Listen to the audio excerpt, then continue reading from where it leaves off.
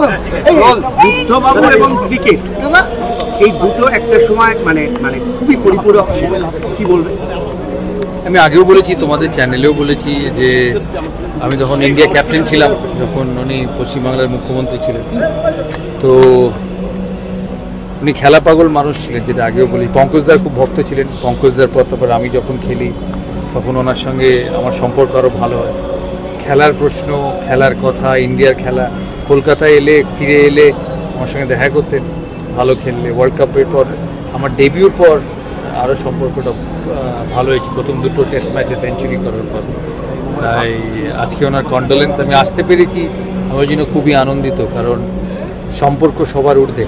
তাই ওনার আত্মার শান্তি কামনা করি।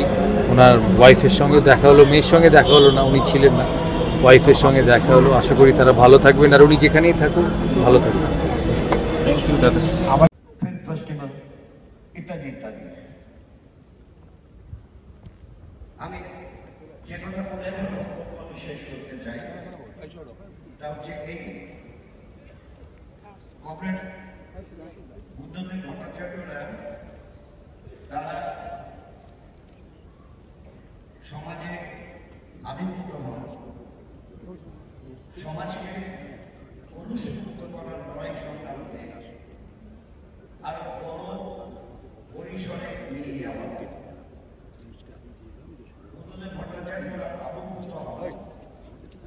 মন্ত্রী কমরেড বুদ্ধদেব ভট্টাচার্য গত 8 আগস্ট প্রয়াত হয়েছে।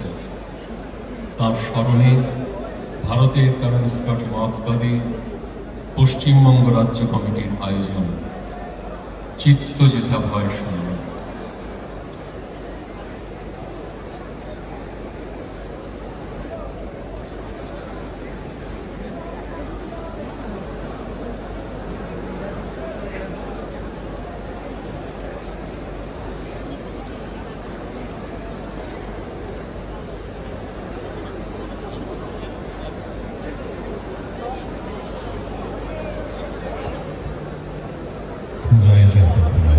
চোখে অন্ধকারের পেরিয়ে দুয়ার যায় চলে আলোকে।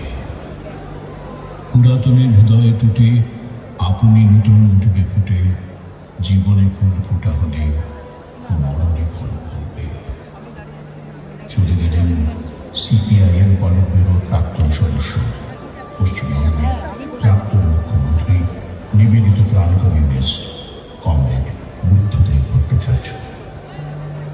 8ই আগস্ট সকাল 8:20 পাম অ্যাভিনিউয়ের সরকারি আবাসনে তার নিজের ঘরে নিভে গেল জীবনদীপ। বয়স ছিল 80 বছর।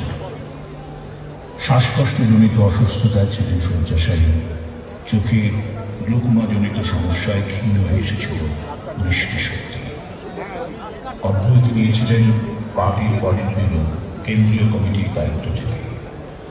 বেশ কয়েকবার গুরুতর অসুস্থ হয়ে চিকিৎসকদের সহায়তায় লড়াই করে সফল হয়েছিলেন।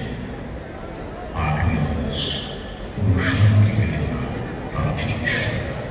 বিদায় নিয়ে ভারতের বাম আন্দোলনের অন্যতম দিশারি, পার্টির অবিসংবাদী নেতা কমরেড